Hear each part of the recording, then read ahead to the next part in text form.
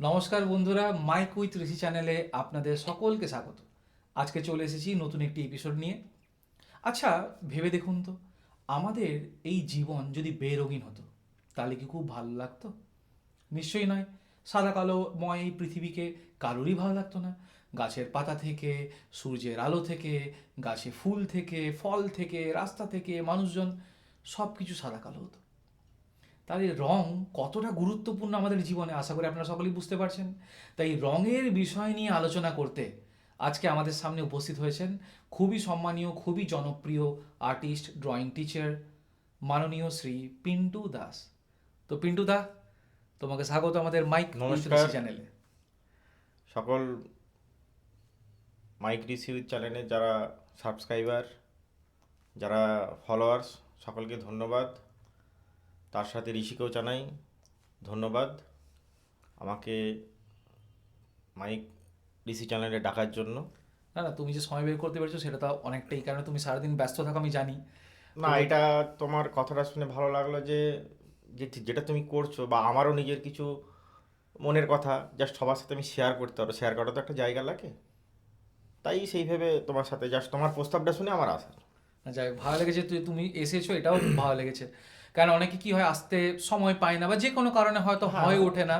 আর কিন্তু যেহেতু এটা আমাদের, একটা তো গল্প করা আড্ডা মারার হ্যাঁ, আর জায়গা। যেহেতু আমাদের চ্যানেলও নতুন, তো হয় না আর অনেক সময় অনেকেও জন্য। থাকে, ধরো ব্যাপারটা হচ্ছে কি, অনেক হয়তো সরাসরি কথা বলা যাচ্ছে না, হুম, কমসে কম তোমার এই চ্যানেলের মাধ্যমে তাদের সাথে কথা বলতে এটাই পারবো। মানে আমাদের লক্ষ্য একটাই, যে গল্পের মাধ্যম দিয়ে, আড্ডার মাধ্যমে যতটুকু ভালো কিছু জিনিস আমরা মানুষের সামনে তুলে ধরতে পারি। তো পিন্টুদা, প্রথমে আমি বাকি সমস্ত কিছুতে যাওয়ার আগে আগে আমি একটু মানে তোমার জার্নিটা সম্পর্কে জানতে চাই। তুমি কিভাবে শুরু করলে, কেমন বয়স থেকে শুরু করেছো, এবং মানে এই যে পুরো জার্নিটা একটু যদি সংক্ষেপে আমাদেরকে একটু বলো তাহলে খুব ভালো হয়। দেখো, জার্নিটা আমার শুরু বলতে গেলে আমি খুব ছোটো বয়সে আঁকা শিখিনি। এখন যেমন ধরো ক্লাস 4 বছর 5 বছরের বাচ্চারা ড্রয়িং শিখছে। আর সত্যি কথা বলতে তখন তো ড্রয়িংয়ের এত ব্যাপার ছিল না শেখার মতো। আর সেরকম যে ড্রয়িংটা একটা স্কুলের সাবজেক্ট হয়েছে ছিল না। আমি ক্লাস 5 থেকে ড্রয়িং শিখি। মোটামুটি ক্লাস 5 থেকে, হ্যাঁ, ছোটো থেকে ন্যাক ছিল। আচ্ছা। ছোটো থেকে ন্যাক ছিল যে ড্রয়িং শিখবো, নিজে খাতা কোনো কিছু হুম দেখে হুম চেষ্টা করতাম। হুম। তো ক্লাস 5-এ বাবা গিয়ে স্যারের কাছে ভর্তি করে দেন। আমার যিনি প্রথম গুরু ছিলেন, গোষ্ঠপাখিরা মহাশয়, ওনার হাত ধরেই শেখা। আস্তে আস্তে ক্লাস 9-এ গিয়ে উনি অসুস্থ হয়ে পড়েন। আমার যখন ক্লাস 9, উনি আর শেখাতে পারলেন না। তো ওনারই স্টুডেন্টের কাছে আমি শিখি। ওনার স্টুডেন্টের কাছ থেকে শিখতে শিখতে শিখতে শিখতে মোটামুটি আমার, ধরো, অনেক কিছু অ্যাডভান্স কিছু জানতে শিখলাম। তারপরে মাধ্যমিক, সেখান থেকে এইচএস, মনে হলো যে আঁকাটা নিয়ে কিছু একটা করি। এবার এত কিছু তখন জানতাম না, আর এত কিছু সুযোগও ছিল না যে এইটা ওটা বিভিন্ন যারা জানে তাদের কাছ থেকে অ্যাডভাইস নেওয়া যে কী করা যাবে। তো বিভিন্ন কিছু শোনার পরে স্যারের সাথে গিয়ে যোগাযোগ করি। স্যারও বললেন যে ঠিক আছে, তুই এক কাজ কর, আগে কলেজে ভর্তি হয়ে যা, কারণ একসাথে দুটো ইউনিভার্সিটি করতে পারবি না। যদি এডুকেশনটাকে কমপ্লিট করতে, এডুকেশন একটা কর, পরে তুই আর্ট কলেজের জন্য ট্রাই কর। আমি মেদিনীপুর কলেজে ভর্তি হই। আচ্ছা। তারপরে সেখান থেকে স্যারেরই হাত ধরে পরে আর্ট কলেজ করা। সেখান থেকে সূত্রে ছোটোখাটো কোম্পানির একটা জায়গায় কিছুদিন কাজ করা। সেখান থেকে ফিরে এসে স্যারেরই হাত ধরে এই জায়গায় আজ পথ চলা। আচ্ছা, তুমি যখন প্রথম, মানে আমি বলি, এটা হয় অনেক সময়, এটা সে কোনো প্রাইভেট টিউটর কোনো সাবজেক্ট পড়াতে যাক বা যে কোনো কাজে, প্রথম একদম যে প্রথম যে স্টুডেন্ট যখন তুমি শেখাতে গেছিলে, এটা একটা মনের মধ্যে কি ছিল ভয়, যে কি হবে, একটা কিভাবে করব বা ভয় এই মানে জিনিসগুলো একটা। মারাত্মক ভয়। ভয় যেটা হচ্ছে যে আমি সেই যার বাড়িতে যাচ্ছি, বাচ্চাটাকে আমি শেখাতে পারবো কি না, বা তার অভিভাবকরা আমাকে কীভাবে নেবেন। যে মাস্টার এত ছোট বয়সে মাস্টারি করছে, কি জানে, আদৌ জানে কিছু কি না। এটা একটা প্রচুর নিজের প্রতি একটা ইয়ে ছিল। তো স্যারের সঙ্গে প্রথম প্রথম 2-3 বার ক্লাসে যাওয়ার পরে স্যারকে বলতাম, স্যার দেখুন, একটা নিজের কাছে বলছে, দেখ, জানিস যখন বয়স নিয়ে কোনো ফ্যাক্টর নয়, হুম। তোর মধ্যে কী আছে সেটা তুই তুলে ধরবি। বাহ, খুব আম, ভালো কথা। আমার মধ্যে ওই যে অনেক গার্জেন তো আছে, আমাকে হয়তো বলছে হ্যাঁ হতেই পারে, তুমি অ্যাজ এ টিচার তোমাকে বিভিন্নভাবে তোমাকে এক্সাম নিতেই পারে যে হুম তুমি কি জানো। হুম। সেই জায়গায় তুমি যদি পিছিয়ে হও তাহলে তুমি টিচার নয়। ঠিক। তোমাকে সেই জায়গায় হ্যাঁ ওই সময়ের মধ্যে তুমি এটা কমপ্লিট করতে, কিন্তু তোমার মধ্যে তো সেই জায়গাটা তুমি তাকে বুঝিয়ে বেরিয়ে আসতে পারো। হুম তো আস্তে আস্তে আস্তে প্রথম নিজেকে এই অভ্যস্তরে খুব সময় মানে লেগেছিল, হুম, ভয়ের একটা ব্যাপার। তারপরও আরও একটা খুব মজার জিনিস কি, যখন প্রথম স্যার ব্যাপারটা শুনি, আমি স্যার বলতাম এক সময় আমার নিজের স্যারকে, ঠিক ঠিক। আমাকে যখন কেউ স্যার বলছে এটা একটা আমার কাছে খুব আলাদা অভিজ্ঞতা। আলাদা অভিজ্ঞতা, প্লাস খুব একটা আনন্দের ছিল যে আমিও স্যার, হুম। এই একটা খুব আর আর এটার সাথে আরেকটা জুড়ি, তার সাথে আরেকটা বিষয়, মানে যখন সেই মাস শেষ হলো, প্রথম যে বেতন, সেটা যেই হোক না কেন, মানে সেই যে আনন্দটা কেমন ছিল। সেই আনন্দটা সত্যি বলবো, যখন প্রথম আমি টিউশন করি, শুনলে হয়তো এখন এখন বলাটা শুনলে খুব হাসির ব্যাপার, 75 টাকা আমার ছিল ফিজ। আচ্ছা। আমি দুটো বাচ্চাকে হাঁকাতাম, 150 টাকা নিতাম। তখন তো জানতাম না যে মার্কেটে কীভাবে ফিজ, বা আমাকে বললে যে মানুষ কতটা দেবে। স্যার যেটা বলে দিয়েছিলেন, ওখানে যাবি, দুটো বাচ্চাকে শেখাতে হবে, সপ্তাহে একদিন, আচ্ছা। 150 টাকা। তো প্রথম যেদিন আমাকে ফিজ দেয়, মানে আমার কাছে ওই 150 টাকাটা মনে হচ্ছিল 15,000 টাকার সমান।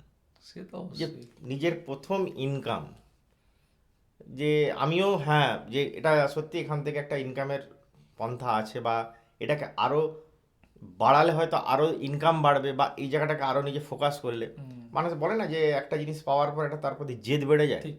সেই জায়গাটা আমার আস্তে আস্তে আস্তে তৈরি হয়েছিল। আচ্ছা, আবার এরকম হয়েছিল যেন দেখি অনেকের হয়, অনেক সময় আমি দেখেছি আমার বন্ধু বান্ধবের হয়েছে, মানে ওই যে 150 টাকাটা পেয়েছো, এরকম অনেক সময় যেন ওটাকে গুছিয়ে কেউ রেখেও দেয় কিছুদিন বাদে, না মানে একটা এবারে এটা তুমি যে কথাটা বলেছো ঠিক, সব দিনে আমার একটা শখ ছিল কি, মানে ওই মানে ছোটবেলা থেকে, মানে স্কুল লাইফ থেকেই পেন্সিল রং এগুলোর প্রতি আমার সব দিনের একটা শখ ছিল। তো আচ্ছা। বেতন যখন পেতাম, এবার তখন হতো দোকানে গিয়ে কোথায় ব্রাশ, কোথায় কালার, হুম হুম কোথায় ক্যানভাস পেপার, হুম নিজে নিজে একটা স্টাডি করার জন্য, হুম। এইগুলো আমার ছিল ওই টিউশন ফিস থেকে। তখন তো আর বললাম না এত কিছু ফিস তো ছিল না। এবার যখন আস্তে আস্তে আস্তে আস্তে আস্তে নিজের দিলাম ফিজের একটা জায়গা বাড়ছে, এবার মার্কেটে 5 জনের সাথে যখন জানছি অন্যান্য টিচাররা, যে আপনারা বাড়িতে গেলে কত নেন, হুম বা একটা বাচ্চাকে সপ্তাহে একদিন শেখাতে গেলে এতটা ডিস্টেন্স, ফিজটা কত হওয়া উচিত। প্রথমে অনেকবার আমি ডিমান্ড করেও ফিজ পাইনি, অনেকে বিশ্বাস করতে পারেনি যে ইনি কি এই আবার- আঁকান, এই এত কম বয়স আজও কি পারবে বাচ্চাকে। আর আগেকার দিনে আবার মানুষের মধ্যে একটু মাসে কাটলাম, এরকমও ছিল, মানে আর্টিস্ট বা শিল্পী মানে কি একটু পাকা চুল থাকবে, পাকা দাড়ি থাকবে, এটা একটা চিন্তা, হ্যাঁ দিলেই বড় সে বড় বিশাল ব্যাপার একটা। মাথার চুল, দাড়ি গোঁফ হ্যাঁ, থাকবে, হ্যাঁ, হ্যাঁ। এবং চোখে চশমা। মানে তারপরে আরও একটা ব্যাপার, অনেক গার্জেন আমাকে প্রশ্নও করতো, এ স্যার বই নিয়ে আসেন না কেন? আচ্ছা। দেখুন যেটুকু স্যারের কাছে শিখেছি, আগে দেখুন আমি পারি কি না। হুম আমি যদি আপনার বাচ্চাকে রেডি করতে পারি, বই তো আমরা, স্যার আমাদেরও বই দিয়ে শেখাতেন না, হুম হুম কেন স্যার সবসময় বলতেন যে তোমার কাছে যদি তুমি জানো, মাথায় বেসটা সবসময় ঠিক রাখবে, তোমার মাথায় যদি বেসটা তুমি একটা বাচ্চাকে শেখাতে পারো, তার জন্য তোমার কোনো বই দরকার নেই। বই মানে হচ্ছে তুমি একটা বই দেখে তুমি কাজ করাচ্ছ, আজকে তোমার চোখের সামনে বাচ্চাটাকে বই ফেলে দিচ্ছ, ওর অভ্যাসটা শেষ, যখন বাচ্চাটা বই দেখতে পারবে না, তা ক্রিয়েটিভিটিটা তো তুমি ভাঙো, তুমি তাকে একটা ফিগার দেখাচ্ছ, আগে ফিগারটা শেখাও, তারপরে গাছ শেখাবে, তারপরে অন্যান্য জিনিস পাঠে পাঠে শেখাও, দিয়ে সেটাকে জয়েন করো। বুঝতে পারলাম।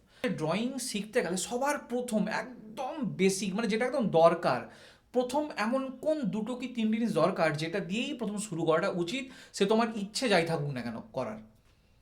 দেখো স্যারের কাছ থেকে আমরা যেটুকু শিখেছি, বা ড্রয়িংয়ের বেসিক যেটা জানি, প্রথম হচ্ছে একটা বাচ্চাকে শেখাতে গেলে তাকে তার স্ট্রেট লাইন, আচ্ছা, সার্কেল, ওভেল শেপ, এইগুলো আগে প্র্যাকটিস করা, মানে এটা প্রথম একদম করতেই হয় ভালো করে। যে তার লাইন ডিস্টেন্সটা যখন সে একটা, ধরো কথা দ্বারা বলছি 30 ইঞ্চি, তাকে একটা জায়গা দেওয়া হলো যে তুমি 30 ইঞ্চিতে লাইনটা টানো, হুম তার লাইনটা যেন একবারে স্ট্রেট হচ্ছে না, সে থেমে থেমে থেমে টানছে, হুম যে একবারে টেনে কারো এইভাবে চলে যাচ্ছে, হুম। এই জায়গাটা ফার্স্ট। আচ্ছা। যার যত হাতের লাইনটা সোজাবে, সে তত তাড়াতাড়ি কিন্তু তার হাতের ব্যালেন্স তত ভালো, এবং সে তত তাড়াতাড়ি আঁকাটাকে রেডি করতে পারবে। মানে কাজই তো ওই লাইন বা হ্যাঁ। এইসবের ওপরেই। তারপরে হচ্ছে সার্কেল। আমাদের প্রথম যে বেসিকগুলো শেখানো হয়, ধরো একটা ফ্রুট আঁকবো, হুম একটা অ্যানিমেল আঁকবো, কি একটা বার্ড আঁকবো, সবগুলোই কিন্তু স্কোয়ার শেপে, ওভেল শেপে, হুম। সার্কেল শেপ দিয়েই করানো হয়। এবার ওই শেপটা যতটা যা স্ট্রং, সে ততটা কিন্তু বুঝতে পেরেছি। তো তাই জন্য এটা এটা একদম এটা সব must থেকে গুরুত্বপূর্ণ, মানে এটা প্রথম প্রথম, হ্যাঁ শুরু এটা দিয়েই শুরু করতে এটা হবে, দিয়ে। এবং এটা ভালোভাবে করতে হবে, তাহলে পরে এবার step গুলো অনেকে সব- ভালো লাগে যে এগুলো কেন স্যার শেখাচ্ছেন, এতে কি আছে। হুম, কিন্তু সবারই কি ধরো গান শেখার আগে সারেগামা তোমাকে শিখতে হবে, শিখতে হবে ঠিক। নাহলে তুমি তো পারবে না। না, সেরকম হ্যাঁ, এটাও একটা ধরে নাও ড্রয়িংয়ের একটা সারেগামাপা। ঠিক। আচ্ছা, আরেকটা জিনিস আমি বলি, এটা বলতে বলতেই হলো, যেমন এটা অনেক সময় হয়, বাবা মারা স্বাভাবিক কিছু করার নেই, তারা চায় যে ছেলে মেয়ে বড় হচ্ছে, কোনো চাকরি করুক, সেটা সরকারি চাকরি হোক বা সেটা প্রাইভেট কোনো ভালো সেক্টরে জব হোক বা কিছু। তো এই এক্সট্রা ক্যারিকুলার অ্যাক্টিভিটিটাকে এখন মনে হয় তবুও কিছুটা হয়তো এসেছে, কিন্তু তবুও আমার মনে হয় অনেক ক্ষেত্রে এটাকে অতটা দেখা হয় না। ঠিক আছে, করছে করছে, আঁকছে আঁকছে, দরকার ওই বায়োলজিতে ছবি আঁকার জন্য দরকার, কি জিওগ্রাফিতে জন্য দরকার, এইটুকু যেন শিখে রাখ।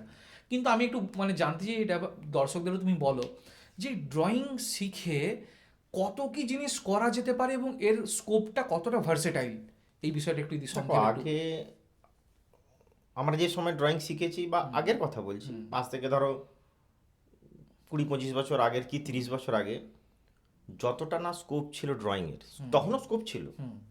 যতটা তখন ছিল হার্ড খুব, এখন অনেক ইজি। আর তখন সোশ্যাল মিডিয়া ছিল না যে জানতে হ্যাঁ, পারাও যেত না যে তারপর কি জানার কোথায়। ব্যাপার, তারপরে হ্যাঁ। কি তখনের দিনে যে কাজগুলো হতো সেগুলো টোটালটা অন্য টাইপ। এখন যে কাজগুলো হচ্ছে টোটালটা হচ্ছে মেশিন ওয়ার্ক। হুম, এবার অনেকে ভাবে যে ড্রয়িং শেখাচ্ছি, ফিউচার কি আছে বাচ্চার, হুম, ড্রয়িং শিখে কি আর্টিস্ট হবে, কেউ লিওনার্দো দা ভিঞ্চি কি পাবলো পিকাসো কি জামিনীরা এরকম কি হতে পারবে? জামিনীরাই যে লিওনার্দো, তারা লিওনার্দো দা ভিঞ্চি, তার বিকল্প কেউ হবে না। হুম, যে ভ্যান গোগ ছিল তার বিকল্প কেউ হবে না, যিনি রবীন্দ্রনাথ ঠাকুর তারও বিকল্প কেউ হবে না। হুম, কিন্তু প্রত্যেকেরই পিছনে প্রত্যেকটা ব্যাপার আছে। ধর তখন খাতা কলমে কাজ, এখন কিন্তু মেশিন প্রসেস, আধুনিক যুগ। এবার এখান থেকে অনেকে ভাবেন যে ডাক্তার ইঞ্জিনিয়ার ছেলে পড়লে হয়তো একটা তার মান্থলি একটা ফিক্সড বেতন থাকবে, খেয়ে পরে বাঁচবে, হুম। এটা অনেকের ধারণা। কিন্তু ড্রয়িংয়েও আমি বলবো এখানে মানে ওই ডাক্তার ইঞ্জিনিয়ারের চেয়েও অনেক দূর পর্যন্ত এগানো যায়, এখানে যেতে পারে। অনেক আচ্ছা। দূর পর্যন্ত। এবার হ্যাঁ, প্রত্যেকে তো সবাই সবটা জানে না, তো যে ঠিক, জানে না ঠিক। বলে, কিন্তু ধরো আজকে এইচএস দেওয়ার পর অনেকে হচ্ছে কোথায় কি বিভিন্ন জায়গায় টার্ন ওভার হয়ে যাচ্ছে, কেউ পড়া ছেড়ে দিচ্ছে, হুম, অনেকে ইচ্ছে থাকছে যে জানি না পড়বো না, কিন্তু এইচএস থেকেই আর্টের দিকে এগানো যাচ্ছে। এখানে যে তাকে মাস্টার হয়ে যেতে হবে তা কিছু নেই। আজকালকার দিনে ধরো কম্পিউটারে যেসব কাজগুলো, এই যে মুভি থেকে আরম্ভ করে বিভিন্ন cartoon, gaming, VFX, graphics design. Anyhow এখন সিনেমা শুধু একটা গ্রিন স্ক্রিন বা ব্লু স্ক্রিনের শ্যুট হয়, ঠিক। বাকি পুরোটাই ভিএফএক্স এর কাজ। তো সেখানেও তো নিশ্চয়ই এই ধরনের, হ্যাঁ, এই যে এই যে কালার গ্রেডেশন, colour, এই যা যা হ্যাঁ। কিছু, এগুলো তো একটা তো আগে একটা দরকার লাগে। কোনো ধরো কোনো গান হোক বা কোনো মুভির একটা শুটিং করতে গেলে তাকে সেই প্লেসটা যেতে হতো, সেখানে গিয়ে 15 দিন 16 দিন ধরে শ্যুট করতে হতো, তাকে অনেক কিছু ব্যাপার। এমনকি এটাও, এই যে যখন কোনো এই যে সিনেমা শুট হচ্ছে, তার যে থিমটা, Theme-টা, এটাও তো আর্টিস্টরা তৈরি করছে। সে কোনো একটা রাজবাড়ি হোক বা কিছু, যে কোনো একটা পুরোনো বাড়ি হোক, তাই না? তার সেগুলো চেয়েও তো- বড় কথা, আরও একটা জিনিস অনেকে জানে না, এই যে ধরো বিভিন্ন কোম্পানির লোগো, হ্যাঁ, লোগো ডিজাইন। এটাও একটা হচ্ছে কিন্তু এই আর্টেরই একটা পার্ট। ঠিক। সে না জানলে সে করবে কি করে যার ব্যাপারগুলোকে? মধ্যে যতটা ক্রিয়েটিভিটি থাকবে, হুম, প্রত্যেকটা কোম্পানির লোগোর মধ্যে তার একটা সাইন থাকছে বা তার কোনো অবশ্যই, একটা হ্যাঁ। ফার্স্ট ক্যাপিটাল থাকে, তার মানে মধ্যে তার ওই কিন্তু লোগোর মধ্যে তার কিছু, তার অনেক কিছু, সারমর্মটা বুঝিয়ে দেওয়া হচ্ছে অনেক কিছু। কোম্পানি যে দেখ সম্পর্কে। একটা ধরো কোনো কি বলবো তোমার যে কোনো ধরো একটা কোনো ফুড কোম্পানি, হুম, কি ধরো যে কোনো কসমেটিক কোম্পানি, তার এই লোগোটার মধ্যে কিন্তু তার পুরো অনেক কিছু মিনিংটা ব্যাপার। বোঝাচ্ছে। হ্যাঁ, হ্যাঁ, হ্যাঁ। এটা একটা। দ্বিতীয় এখান থেকে আরও একটা আছে, যেটা এটা আগেও ছিল, অনেকেই গেছে, এখনও সেটা চলছে, হুম। ফ্যাশন ডিজাইনিং, এটাও একটা পার্ট। তারপর ধরো তোমার এখান থেকে করা আচ্ছা, যায়। এটা হতে পারে ওই যে যারা হাতে যে আলপনা বা হ্যাঁ, এটাও তো এক হ্যাঁ, ধরনের, তো হ্যাঁ, এটা তো আর্টেরই, আর্টে মেহেন্দি এখানেও যেটা, মেহেন্দি থেকে অনেকে ধরো মেহেন্দি, সরি আলপনা বললাম, মেহেন্দি। যারা বিউটিশিয়ান করছে, হ্যাঁ, হ্যাঁ, বিউটিশিয়ান মানে এখান বিউটিশিয়ান অ্যাকচুয়ালি মানে তোমার বিশ্বভারতী ওখানেও সাবজেক্ট আছে, হায়ার এডুকেশনের সাবজেক্ট আছে। আচ্ছা। কেউ সেখান থেকে বিশ্বভারতী বিউটিশিয়ান করার পরে তার ওটার মধ্যে কেউ স্পেশালাইজেশন হয়। আজকে এই যে বড় বড় ধরো সেলিব্রিটিদের যে বড় বড় ফাংশনগুলোতে, তারা কি স্টিকার চিটিয়ে নেয় না, তার প্রিন্ট করে নেয়, তার জন্য আলাদা ডিজাইনার আছে, ঠিক। তাকে ওটা নিয়ে পড়তে হয়েছে, শিখতে হয়েছে, জানতে হয়েছে। হুম। তার মানে আর্ট আর্টের সব বিভিন্ন, জায়গায় হ্যাঁ, ছড়িয়ে আছে, বিভিন্ন। মানে যাই দেখতে চাই না কেন। তুমি যে কিছু ধরো, যারা এই যে ধরো বড় বড় বিল্ডিংয়ে যারা ডিজাইন করে, হুম, তাদের মধ্যে তো কিন্তু হয়তো তারা শেখেনি। হুম, অনেকে আছে ধরো ডেকোরেশন যে কাজ করছে, তাকে সেখানে ইঞ্জিনিয়ার আছে, ইঞ্জিনিয়ার তাকে একটা মাপ দিয়ে তাকে একটা ডিজাইন ড্র করে দিল, হুম, হুম। তারা সেটা দেখে নিখুঁত কাজ করছে, কিন্তু তার মধ্যে কিন্তু এই ক্রিয়েটিভ সেন্সটা দরকার। কেন এখন তো এরকম হচ্ছে তো, এই যে কত কত আর্টিস্টরা দেখি এই যে বাড়ির দেওয়ালে যে ড্রয়িং করছে, তুমিও তো করেছো এরকম অনেক জায়গাতে আমি দেখেছি। এখন তো মানুষ তারা- একটা ফ্যাশন হয়ে গেছে, বাড়ি কালার করবো না, কালার তো সবাই করে। হুম, একটা যে কোনো একটা থিমের ডিজাইন থাকবে, বা বাড়িতে একটা একটা অন্যরকম সাবজেক্ট।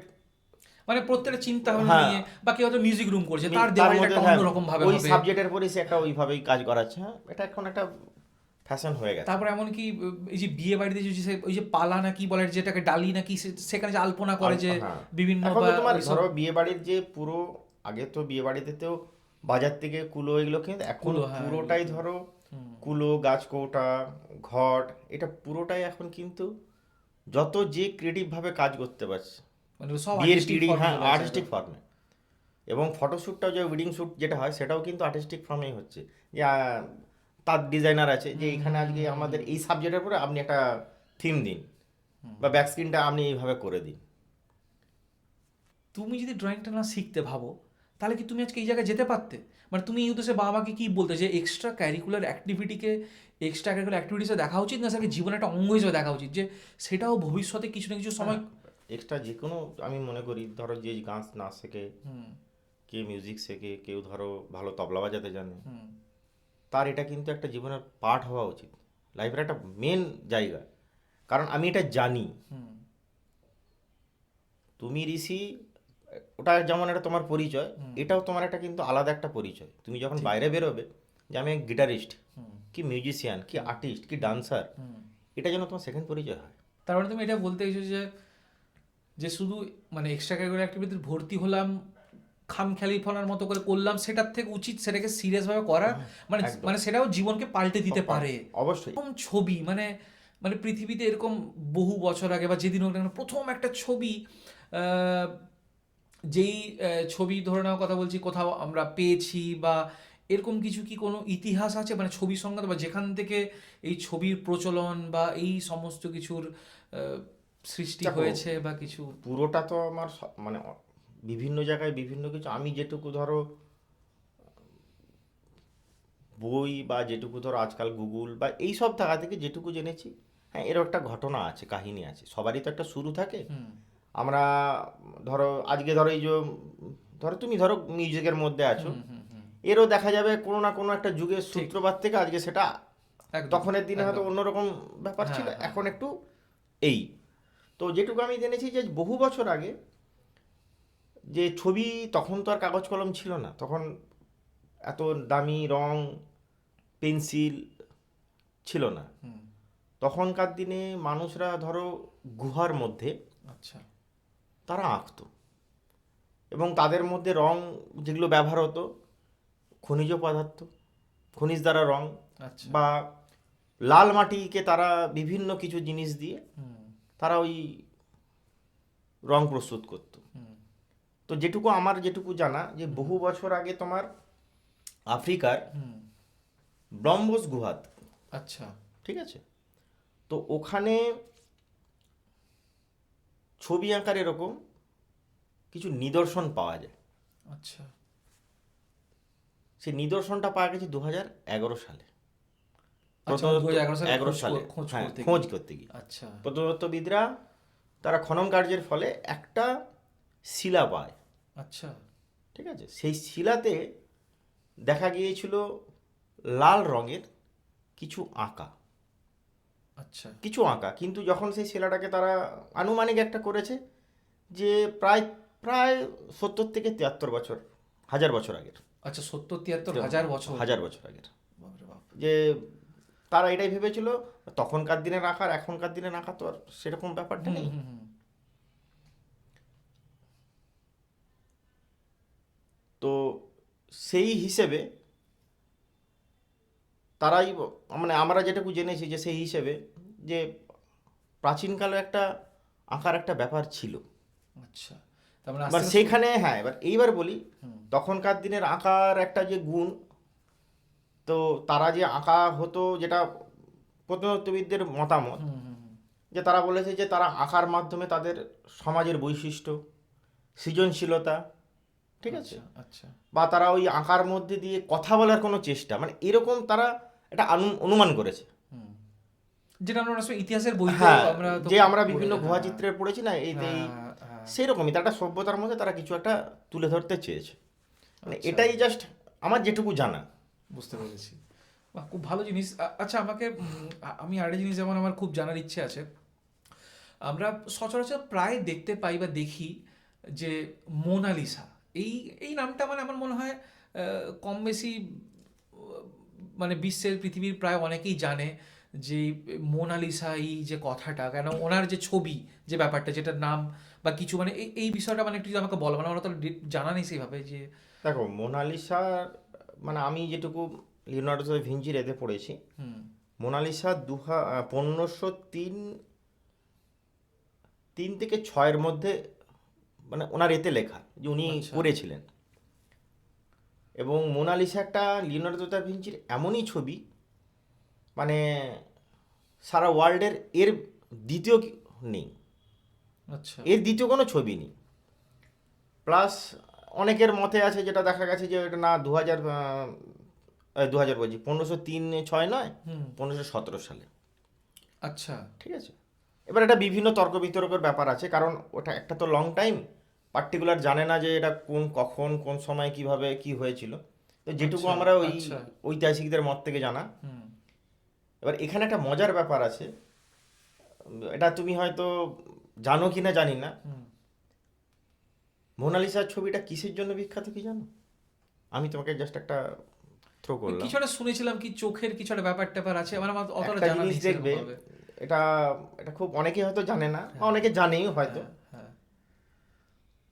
মোনালিসার ছবির চোখ আর হচ্ছে স্মাইল, মানে আই কন্ট্রাস্ট আর হচ্ছে স্মাইল, আচ্ছা তুমি ছবিটাকে যে অ্যাঙ্গেল থেকে যেখান থেকে দাঁড়িয়ে দেখবে মনে আচ্ছা, হবে তোমার দিকে তাকিয়ে হাসছে, মানে ছবির বাম দিকে যাই ডান দিকে যাই যেদিকে যে থাকি দিক না কেন। থেকে যাও আচ্ছা মনে হবে তোমার দিকে ছবিটা হাসছে। এই ছবিটার আচ্ছা এটাই হচ্ছে বিশেষত্ব। আজকে অনেকেই মোনালিসাকে কপি করার চেষ্টা করেছে, অনেক শিল্পী, তারপরে ধরো হুম ভারতীয়, আমাদের বিদেশি, হুম। অনেকেই, কিন্তু ওই জিনিসটা কেউ ধরতে পারেনি। আচ্ছা, তার মানে এমন মানে ভাবে। আমি ওনার জীবনী তো আরও একটা জিনিস জেনেছি, আচ্ছা সেটা তোমাকে একটু জানাই। হ্যাঁ পার্টিকুলার উনিও সেটা ওখানে মেনশন করেননি, হয়তো হুম। অন্যান্য ওনার আরও পরের হয়তো কোনো এতে আচ্ছা পার্টিকুলার বহুবার নাকি উনি ছবিটা এঁকেছিলেন। তাই। যখন উনি মোনালিসার ড্রয়িংটা উনি করেন, উনি যেটা বলেছেন বহুবার, মানে আচ্ছা বারংবার করার পরে তার মধ্যে মধ্যে কোথাও একটা তার মনে হচ্ছিল যে না কিছু একটা কম লাগছে, আচ্ছা এবং বারংবার ছবিটাকে এঁকেছে। লাস্ট যখন উনি ছবিটা আঁকে কমপ্লিট করে উনি উচ্চস্বরে হেসেছিলেন, এবং নিজের কাছে উনি খুব স্যাটিসফাইড, হ্যাঁ, মানে একদম এঁকে যে। এবং সেটা কি, সেটাই এই যে ছবিটা তুমি যেদিক থেকে দেখো না কেন মনে হবে তোমার দিকে হাসছে আর তাকিয়ে আছে। এটাই কৃতিত্ব এটাই এই কৃতিত্ব। ছবিটার মধ্যে। বাহ। এবং ছবিটা বর্তমানে মিউজিয়াম থেকে চুরি হয়ে যায়, একটা শুনেওছো হয়তো। হ্যাঁ শুনেছিলাম যে চুরি হয়। হ্যাঁ, তারপর সেটা আবার 2 বছর পরে সেটা আবার পাওয়াও যায়। আবার মাঝে নাকি বিতর্ক উঠেছিল যে ওটা আদৌ অরিজিনাল কিনা অরিজিনাল, বা হ্যাঁ, কিছু এটাও এরকম এখনো সঙ্গে। কিন্তু তর্ক বিতর্কের মধ্যে আছে। ইতিহাসে আমরা দেখবে বিভিন্ন যারা, মানে বইয়ের মিউজিয়াম যে অথারের বইগুলো হয় বিভিন্ন এদের, তাতে বিভিন্ন রকম মন্তব্য আছে যে ছবিটা ওই সময়কার যে ক্যানভাসে আঁকা হয়েছিল সেই ক্যানভাস নয়, বা ছবিটা হয়তো সেটাকে ফুল ফুল প্রিন্ট আউট করা হয়েছে, মানে বিভিন্ন বিভিন্ন রকম। বিভিন্ন রকম কারণ না হবার কোনো এখন টেকনোলজির যুগ, হুম, অবাস্তব কিছু না। আর ছবিটা তো এমন বহু পুরনো দিনে চুরি হয়নি, সামনে রিসেন্টলি চুরি হওয়া, হুম। সেটা একটা 2 বছর পর আবার রিটার্ন পেয়ে যাওয়া, এটাও একটা ভাববার ব্যাপার। আচ্ছা, আমি যেমন দেখেছি, আমার আমার আসলে নাম মনে পড়ছে না এই মুহূর্তে, মানে পূর্ব পশ্চিম মেদিনীপুরে এরকম অনেক গ্রাম বাংলা আছে যাদের ওই বাড়ির সে দেওয়ালে তারা বিভিন্ন রকম ভাবে রং টং তাই না করে, বা হচ্ছে তোমার কি বলে ওগুলো বিভিন্ন কাপড় থেকে ওই কুলো টুলো বা মানে অনেক কিছু জিনিস যে ওরা কিগুলো করে আমার ডিটেলস জানা নেই। মানে এই জিনিসটা কি কিছু তুমি বলতে আচ্ছা, মানে জানো এগুলো এই ধরো, ব্যাপারটা? এগুলো হচ্ছে একটা মানে গ্রামীণ আদিবাসী সম্প্রদায়ের হুম একটা আর্ট, ফোক আর্ট, ওয়ার্ডলি আর্ট, বিভিন্নভাবে বিভিন্ন জায়গায়। এখানে এদের নিজেদের এই আর্টগুলো অ্যাকচুয়ালি দেয়ালে আঁকা হয় উৎসব, অনুষ্ঠান, কোনো বাড়ির হয়তো ধরো শুভ কোনো কাজ, হুম, পুজো পার্বণের, এগুলোও ধরা হয়। আচ্ছা। ঠিক আছে, বাড়ির দেয়ালে বিয়ের সময় দেখবে কি এখনো কিছু কিছু যে আছে গ্রামীণ হুম, আদিবাসী এলাকায় এরকম বক্স বক্স করে দেখবে যে পালকি নিয়ে যাচ্ছে, ঠিক। হুম, হুম, হুম, তারপর সেখান থেকে এরকম এরকম করে হুম, তেঁতুল পাতার মতন দেয়া, হুম। দুদিক থেকে আবার এরকম বাঁশির মতন সিঙ্গার চলে যাচ্ছে। এমনকি যে মাটির ঘরে যে নতুন লাতাও দেওয়া হয়, হ্যাঁ, তারপরেও অনেকে সাদা ওই দিয়ে সাদা দিয়ে, হ্যাঁ। ওইগুলো বিভিন্ন এবার করে। এটা হচ্ছে মানে ওই সম্প্রদায়ের একটা ঐতিহ্য, মানে এটাও একটা আর্ট। হুম, বুঝতে পেরেছি। এই ধরনের আর্ট কি এখন হারিয়ে যাচ্ছে আস্তে আস্তে? দেখো হারিয়ে যাচ্ছে বলতে, এই আর্টটা তো অ্যাকচুয়ালি ধরো কোনো একটা সম্প্রদায়ের, এখন যেগুলো ফোক আর্ট, হুম, ফোক আর্ট জিনিসটা মানুষ অনেকে কি বলবো যে বোঝার একটা ব্যাপার থাকে, ঠিক হচ্ছে। আর এই আর্টের একটা দেখবে ব্যাপার থাকে, ধরো কোনো একটা কাজ করা বোঝাচ্ছে, কাজ করা মানে বিভিন্ন দেবে আর্টগুলোর মধ্যে ধান কাটছে, হুম, মাদল বাজাচ্ছে, হুম, হুম, হুম, বাঁশি বাজাচ্ছে। হুম, এবার এইগুলো কিন্তু হারিয়ে যাচ্ছে, তা ঠিক নয়। মানুষ এগুলো রুচির ব্যাপার থাকে, এটা কি এমন ভাত পাগলো কালো কালো মাথাটা বইটুকু। তখনকার দিনে তো যারা অনেক শিল্পী আছে আঁকা দেখলে মানুষগুলো এটা কে, আমার ছেলেটা এত ভালো আঁকবে। হুম, কিন্তু প্রত্যেকটা আর্টিস্টের তার একটা নিজের কলা, হুম, সেটা তার ঠিক। ডুপ্লিকেট কিন্তু কেউ আজ পর্যন্ত করতে পারে। হুম, হুম, হুম, হুম, হুম, এবার এইগুলো হচ্ছে দেখবে গ্রাম অঞ্চলের বিভিন্ন উৎসব ফেস্টিভ্যালে এখনো ওনারা মাদুর, চাটাই বা কাপড়ের মধ্যে হ্যাঁ তাদের করে, ঠিক এগুলোকে ঠিক ঠিক। তুলে ধরে। হুম, হুম, হুম, এবং এই নিয়ে মেদিনীপুরের বিভিন্ন জায়গায় আছে, সবং, পিংলা, হুম, আমি নামগুলো বলছি, হুম, এটা একটা ফেস্টিভ্যাল হয় বছরে। আচ্ছা। এবং এই ফোকের পরে গান আছে, যদিও আমি গানটা আমার পুরোটা মনে নেই, হুম, কোনো এক সময় আমি যদি তোমার সাথে আবার সেকেন্ড টাইমে আমি বসি, আমাকে গানটা আমি শোনাবো। না বলো না কি গান, দু লাইন মানে দু শুনি। লাইনও আমার ঠিক মনে আচ্ছা পড়ছে না, আচ্ছা আচ্ছা ভাষার একটা আচ্ছা ব্যাপার আছে তো, উল্টো আচ্ছা পাল্টা আচ্ছা বলে তো আচ্ছা। লাভ নেই সকলের সামনে। এরপরে একটা গান হয়, যেমন দেখবে আগে ধান কাটার সময় হুম, গ্রামীণে ধান কাটছে কিন্তু তাদের মধ্যে একটা বেশ দলবদ্ধভাবে গান সঙ্গীত, হুম, হুম, এই হুম। ফোকাটের মধ্যে একটা ব্যাপার আছে, এই মানে আঁকার পরে এটা আচ্ছা, গান তারা গান গাইতো থাকে, বা গান গাইতে হ্যাঁ, গাইতে ব্যাপারগুলো। গাইড ব্যাপারগুলো বোঝাতো। আচ্ছা, বাহ! এটা ভালো জিনিস। আচ্ছা, মানে আমি তোমাকে যে মানে এখন তো দেখি বিভিন্ন ধরনের সবাই আঁকে, মানে আঁকে বলতে কি? মানে জল রং থেকে শুরু করে প্যাস্টেল কালার থেকে শুরু করে তারপর কি সব বলে অয়েল, কি সব ওই যে ক্যানভাস পেইন্টিং হুম, বিভিন্ন ধরনের আছে। অনেক আছে। আর তোমার সবথেকে প্রিয় মানে কি? মানে তোমার কোনটা সবথেকে বেশি ভালো লাগে তার মধ্যে করতে? মানে কমফোর্টেবল বা তোমার এটা মনে হয় আমি এই এটাতে খুব ভালো মানে করতে পারি দেখো বা প্রত্যেকটা জিনিসের মানে প্রত্যেকটা কালারের হুম, আলাদা আলাদা একটা স্টেজ, আলাদা আলাদা প্রসেস, অ্যাপ্লাইওটা আলাদা আলাদাভাবে। হুম, এবার আমি বলবো যে আমি অয়েল পেস্টেল করতে ভালোবাসি, অয়েল করতে ভালোবাসি, সেটা না। আচ্ছা। প্রত্যেকটা কালারের পুরোটার, তুমি যেমন ব্রাশে কাজ ব্যাপারটাই করবো, আলাদা। হুম, যেটা আমি ধরো অয়েল পেস্টেলে কাজ করতে আমার যে সময়টা লাগবে সেটা ব্রাশে করতে গেলে আমার অনেক সময় কম লাগবে। আচ্ছা।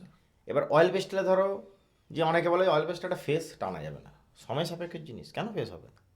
অয়েল পেস্টেলের আঁকা যদি তুমি ঠিকঠাকভাবে সময় নিয়ে করা হয়, হুম, হুম, একদম অয়েল পেন্টিংয়ের মতন দূর থেকে মনে হবে। তাই? হ্যাঁ, আচ্ছা। সবাই কি ওয়াটারে করছে? কিছু কিছু বড় বড় আর্টিস্টরা দেখবে যারা বিভিন্ন এখন ইউটিউব হুম, হুম, চ্যানেলে হুম, দেখবে হুম, হুম, হুম। ড্রাই প্যাস্টেল দিয়ে কাজ করছে এবং ছবি তাকিয়ে থাকার মতন, ফটোকপি ছবি মনে হচ্ছে যেন ক্যামেরায় তুলে ছবিটাকে হ্যাঁ, সামনে সত্যি রেখে দেখি দেয়। কিছু কিছু ছবি এমন হয় মানে যেন জ্যান্ত কেউ একটা হ্যাঁ, দাঁড়িয়ে আছে বা বিভিন্ন মানে ধরনের, এমন ভাবে। আমরা তো আঁকার ইনস্ট্রুমেন্ট সামথিং কি জানি, কিছুই জানি না। তোমার ধরো যেসব কালারিং যে পেন্সিলগুলো হয়, যেগুলো তো অ্যাকচুয়ালি শুধু ফেস ড্র হয়, হুম, এখানে পেন্সিলের নাম বললে লোক বলে তো এইগুলো পেন্সিল, একটা পেন্সিল সেট 48টা থাকে, যার দাম 3,500 টাকা। টিটির কালার অনেকেই নাম জানে, অনেকে হয়তো মার্কেটে নেই, টিটি কোম্পানির কালার হয়, আচ্ছা তার কালারগুলো ঠিক এইটুকু চোখে 4 কোণা, আচ্ছা উডেন বক্সে থাকে, ড্রাই প্যাস্টেল, আচ্ছা। ম্যাপেলের পেন্সিল, অনেক আর্ট লাইন অপসরা এটাই জানে ম্যাপেলের পেন্সিল হয়। এবার এইগুলো কি প্রত্যেকটা একটা আলাদা আলাদা, অনেকে এগুলো খুব কস্টলি। বুঝতে এবার পেরেছি। একটা বাচ্চাকে গিয়ে যদি বলা হয় যে তুমি টিটির কালার কিনবে, ম্যাপেলের পেন্সিল, হুম, হুম, হুম। তার বাড়িতে বলবে মাস্টারমশাই এত থাক। কস্টলি জিনিস আঁকা থাক। কারণ আঁকাটা হচ্ছে মানে একটু সবাই হয়তো জানবে বা তুমিও একটু জানা আছে, রবীন্দ্রনাথ ঠাকুর আঁকতেন, হুম, এবং অনেক বড় বড় শিল্পী আছে হুম আঁকা, তখনকার আঁকাটা ডিফারেন্ট ছিল, এখনের ডিফারেন্ট ছিল। এবং আঁকাটা সত্যি কথা বলতে মানে আমার মনে করি বা জানি না, খুব রাজকীয় জিনিস। কলা তো মানে রাজকীয় জিনিস, রাজকীয় যে কোনো কারণ কলা। পরপর ধরো আজ থেকে আমি 5 বছর আগে, বেশি যাচ্ছি না, 5 বছর আগে হুম colour, paper, pencil, rubber etcetera etcetera যা দাম ছিল তা আজকে না নাই করে হলো। হুম ধরো একটা কালার বক্সের পেছনে ধরো নাই করলো 40 থেকে 50 টাকা বেড়েছে, বেশি তো কম না। একটা ব্রাশ কিনতে গেলে এখন মাথায় হাত দেবে, স্যাভিলিয়ার তো পাওয়া যায় না এখন, সেই সিনথেটিক ব্রাশ, হুম তাতেও যে কস্টলি। একটা বাবা মাকে যদি বলা হয় যে একটা ব্রাশ সেট কিনে, সত্যি কথা সবার পক্ষে তো সব সঙ্গে সঙ্গে অ্যারেঞ্জ করার ব্যাপার সম্ভব হয় না, হুম ভাবতে লাগে। একটা অয়েল কালারের সেটের দাম 1200 টাকা। তারপর শুধু কালার না, তার সঙ্গে ব্রাশ আছে, প্যালেট আছে, লিনসিড অয়েল আছে, তারবিন আছে। আচ্ছা, আমি এটা বলতে আরেকটা জিনিস আমার মাথায় এলো, আমি জিজ্ঞেস করি যে স্টুডেন্টদের উদ্দেশ্যে তুমি কি বলতে চাও, মানে তারা যদি তাদের ক্রিয়েটিভিটিকে, মানে ড্রয়িং দিয়ে ক্রিয়েটিভিটিকে বাড়াতে চায়, তাহলে কি করা উচিত যাতে তাদের ক্রিয়েটিভিটি আরও অনেকটা পাওয়ারফুল হবে? কি কি প্রসেসে চলা উচিত তাদের? প্রত্যেককে আমি একটাই বলবো, যেটা আমিও নিজে, আমার স্যার বলেছেন, আমি কেন বলবো, আমার স্যার আমাকে যেটুকু শিখিয়ে গেছেন, আঁকা মানে শুধু এই নয় আমাকে বসে মানুষ সিনারি আঁকতে হবে। আমার ইচ্ছে আছে আমি ক্রাফটের, আমার ন্যাক, আচ্ছা। টিচারের সেটাই দরকার থাকে, ক্রাফট শেখানো হোক। কারো হয়তো পেন্সিলে ভালো, তাকে পেন্সিল ধরানো হোক, পেন্সিলই চলুক। আচ্ছা। কারো দেখা গেল মানুষের শুধু ফেস আঁকতে সে খুব ভালোবাসে, বিভিন্ন ধরনের ইন্ডিয়ান ওয়েস্টার্ন ফেসে তার খুব নলেজ, চল ফেসই তাকে দেওয়া। যখনই তার জায়গাটা তাকে ধরা হবে, তাকে ভুল ঠিক দেখে ধাক্কা মারা হবে, তখনই তার ক্রিয়েটিভিটি আরও ফুটে উঠবে। ধরো আজকে আমি কথার দ্বারা বলছি, খেতে ভালোবাসি, মিষ্টি হোক যাই হোক, আমি ধরো মিষ্টি কথার দ্বারা খেতে ভালোবাসি, তাহলে আমি, তুমি জানো সেটা, হুম তুমি দোকানে গিয়ে আমাকে মিষ্টি খাওয়ালে, হুম না পিন্টু তো মিষ্টি খেতেই ভালোবাসে, চল পিন্টুতে মিষ্টি খাওয়াই। খাওয়ানোর পর তুমি যদি বলো দাদা মিষ্টিটা খেলে কেমন, মিষ্টিটা কেমন ওটা শক্ত শক্ত একটু স্মেল ছাড়ছিল না, হুম তোমার মধ্যে কিন্তু সঙ্গে সঙ্গে তোমার হোর্ডিংটা কোথায় যাবে, দোকানের নামটা। তুমি কিন্তু পরের দিন আবার ট্রাই নেবে, বা আমি একদিন আমার পরে ট্রাই নেব, ও তো বলেছিল দেখি আর একদিন, হতেই পারে। এই যে ট্রাই নেয়া বা এই যে তুমি আমাকে ধাক্কা দিলে, অটোমেটিক তার মধ্যে কিন্তু চেঞ্জেস আসতে পারে। এবারে কি আমি একটা বাচ্চাকে আঁকাতে গেলাম, আজকে ওয়াটার কালার, কালকে তাকে ক্রাফট, কাল দেখাচ্ছি, এইভাবে হবে না। মোটে ও নিজেই গুলিয়ে ফেলবে, গছা স্যার কিছু। কি আমাকে শেখাতে আসছে। আগে তার সঙ্গে কিছুদিন মানে তার দেখতে সাথে হবে, থেকে থেকে তাকে বুঝতে হবে হ্যাঁ সে কি অবশ্যই, চাইছে, মানে তার মধ্যে সেইটাকে একটু- কোনটা হিট হচ্ছে বারবার। অনেকে থাকে না, তাকে সিনারি বোঝাচ্ছি, স্যার এই ফিগারটার কালারটা কেমন, স্যার ফিগারটা এইভাবে করলে কেমন হতো, মানে তার তখনই ন্যাকটাই তখন ওইখানেই। তখন দেখা যাচ্ছে একদিন তার ওটা, তারপরের দিন দেখা যাচ্ছে ওটা, তখন তাকে দিতে হবে না, একে আস্তে আস্তে ফিগারের দিকে টান। কারো দেখা যাচ্ছে কালার করতে বললেই ভয়, কালার করবো না। আচ্ছা, এরকম থাকে। হ্যাঁ আচ্ছা, অনেকেই আছে পেন্সিলের আঁকা ফেলে দিলে মনে হয় যেন কোনো বড় একজন পাকা আর্টিস্টের কাজ, কিন্তু কালার করতে দিলে। কালার করলে ছবি চেনা যাবে না। আচ্ছা। এবার তার ওটার মধ্যে তার ফোকাস, এবং ওটার মধ্যে স্যার ডিপলি ঢুকছে। যখন সে পেন্সিল সেটটা করছে, স্যার আলোটা এইদিকে মিডিলে আছে, তাকে বলে দেওয়া হচ্ছে যে আলো আলো মিডিলে আছে, হুম লাইট অ্যান্ড সেট তুমি এবার রেডি করো, সে তার মতন করে ফেলছে। আচ্ছা। মানে দেখা যাচ্ছে তার মধ্যে কতটা ন্যাক আছে, কিন্তু যখনই তাকে কালারে বলা হচ্ছে যে সূর্য এইদিকে আছে, লাইট অ্যান্ড সেট ফেলো, পাচ্ছে না। সব ঘেটে ঘা করে দিচ্ছে। তার মানে তখন উচিত তাকে ওই ওই দিকেই জায়গাটাই বেশি ভালো হ্যাঁ, করে করানো। কারণ সবাই যে কালার করলে যে, অনেকে বলে ভাবে, হুম অনেক বাবা মায়ের এই ভাবে বা অনেকেই ভাবে হুম। কালারের ছবির ডিমান্ড, ভুল কথা। হ্যাঁ, দেখি তো সোশ্যাল মিডিয়াতে প্রত্যেক দেখি। আর্টিস্টের নিজের কাজের সব, সে কালার হ্যাঁ। হোক, পেন্সিলের হোক, কি কোনো অ্যাবস্ট্রাক্টের পরে হোক, কেউ দেখি হাত, পেন দিয়েও দেখছি অনেকে আবার করে হ্যাঁ, দিচ্ছে হাতের তার ছবি নিজের কাজ করে। অটোমেটিক তার একটা আলাদা, তার ফেজ একটা তার আলাদা ডিমান্ড। আমি কালার জানি মানে আমি ওটা জানি না মানে আমার ডিমান্ড নেই, একদমই না। তার মানে বলছো যে যেটা চাইছে সেটাতেই তাকে পারদর্শী হ্যাঁ, করাটাই বেটার, better। অন্য চারিদিকে এবং বিভিন্ন- তাতে আমার মনে হয় কি, এই অনেক বাচ্চা মাঝখানে গিয়ে কি হয়, 1 বছর 2 বছর শেখার পর আঁকার প্রতি একটা ঘৃণা চলে আসে, হ্যাঁ আঁকবো না, স্যারটা ভালো না। মানে যেহেতু তার খিদাটা মিটছে না, সেই যেটা চাইছে। এবার অনেকে থাকে কি, মা ওই স্যারটা না পাচ্ছে না, ও আমাকে তুমি অন্য, তার মধ্যে আছে কিন্তু সে দেখছে যে আর একটা স্যার যদি আমাকে একটু বুঝতে পারে। অনেক জায়গায় থাকে না যে সবাই দেখো, সবাই আঁকাটা শেখা হয়তো একটা চাপ, কিছু জন আছে এটা শিখতে হয় শিখছি, কিছু জন আছে কি শিখছি তার মধ্যে আস্তে আস্তে তার ক্রিয়েটিভ ব্যাপারটা হিট হচ্ছে মাথায়। এবার তখন দেখা যায় যে টিচার তাকে দিতে পারছে না। ঠিক। এবার প্রত্যেকে তো বাচ্চার মধ্যে কিছু না কিছু থাকে, সবাই যে একদম যে জানে না তা নয়। না। এবার দেখা যাচ্ছে কি তার মধ্যে যে থাকছে তার কিছুদিন স্যারের সাথে দেখা গেল তার অ্যাডজাস্ট হচ্ছে, এবার তার যখন লেভেলটা হাই হচ্ছে স্যাররা তাকে সেই লেভেলে নিয়ে যেতে পারছে না, তখন এটা মুশকিল থাকছে। আমি আরেকটা শেষ প্রশ্ন তোমাকে জিজ্ঞেস করতে চাই, যে সব কিছুর তো একটা এরকম হয়, মানে বয়সের ব্যাপার থাকে একটা, তো ড্রয়িং কোন এজ থেকে শুরু করলে ভালো হয়, এটা হচ্ছে প্রথম প্রশ্ন। আর তার সাথেই লাগাও বলতে চাই যে যদি কেউ মনে করে একটা একটা বয়স পেরিয়ে, মানে অনেকটা বয়স হয়ে গেছে তার, সে এসে শিখতে চায়, সেও কি কিছু ভালো কিছু করতে পারে? তখন দুটো প্রশ্নের একটু উত্তর দিলে খুব ভালো হয়। দেখো ড্রয়িং আমার মনে হয় এখন যা বাবা মাদের চাপ, 3.5 বছর 3 বছর বাচ্চাকে ভর্তি করে দিচ্ছে স্কুলে, একটা ফেজ কালার ফিল আপ, আচ্ছা ড্রয়িং মাস্টার দিতে হবে। আচ্ছা, আমি মনে করি এটা একদমই উচিত না, মানে 3-3.5 বছর দেওয়া একদমই উচিতই দরকার না। নয়। কারণ একটা বাচ্চা তার ফ্রি মাইন্ড, মানে একটা বুঝতে শিখবে যে এটা লাল কালার, এটা আমার খাতা, মিনিমাম সেটা 4.5-5, তাকে সেই সময় আচ্ছা, টিচারের কাছে যাওয়া হোক। 4.5-5টা কারণ তার appropriate time। হাতের একটা ব্যালেন্সের ব্যাপার থাকে, সেই কালারটা ধরছে তার আঙুল ব্যথা করছে, ঠিক। তাকে তো চাপ দিয়ে কোনো উচিত, আর না। আঁকা গান নাচ এগুলো চাপের হয় না, না, হয় না। যতক্ষণ না সে নিজে ওটাকে নিতে পারছে। ঠিক। এক, দ্বিতীয়ত কথা হচ্ছে কি, অনেকে থাকে মানে অল্প বয়সে ম্যাচুরিটি নিয়ে নেয়, কারো দেখা গেলো 4-এ দেখবে যাও তার ম্যাচুরিটি চলে এসছে, সেটা হচ্ছে হয়তো 100 জনে একজন, এক্সেপশনাল সেটা থাকেই। হ্যাঁ হ্যাঁ। আমি মনে করি যে একটা বাচ্চাকে 5 বছর হোক অবশ্যই টিচারের কাছে। আর একটা কথা বলি যে এটা তুমি যখন এটা বলতে চাইলে, প্রথম আমি মনে করি যেই বাচ্চাকে আপনারা যেই টিচারের কাছে, রাম শ্যাম যদু মধু যার কাছে আপনারা দিন, প্রথম যেন বাচ্চার বেসটা যেন টিচার স্ট্রং করে, তার শিখতে সময় লাগে 1 বছর, তাকে যেন বেসটা ধরায়। বেশ তৈরি হোক। একটা বাচ্চা যদি বেস 1 বছরে শেখে না, তাকে চোখ বন্ধ করে যদি বলা হয় আপেল আঁকতে, সে চোখ বন্ধ করে এঁকে দেবে। এঁকে দেবে। ঠিক। কারণ তাতে সময় লাগুক, তখন প্রথমটা তার যা সময় লাগবে তার কিন্তু শেষটা কিন্তু খুব দারুণ, তাকে শেষ ধরতে হবে না। কিন্তু প্রথম থেকেই বাচ্চাকে স্যার সিনারি শেখাচ্ছে, স্যারকে জানাত বলতে হবে যে স্যার না, আমি ওকে বেস শেখান, আমার 6 মাস যাক, আপনি ওকে বেস ধরান। ঠিক। বেস যখনই ও নিজের নলেজে নিয়ে নেবে, ও নিজে আঁকতে পারবে, ওকে বলতে হবে না। ঠিক। না, ভালো, এটা খুব ভালো তথ্য।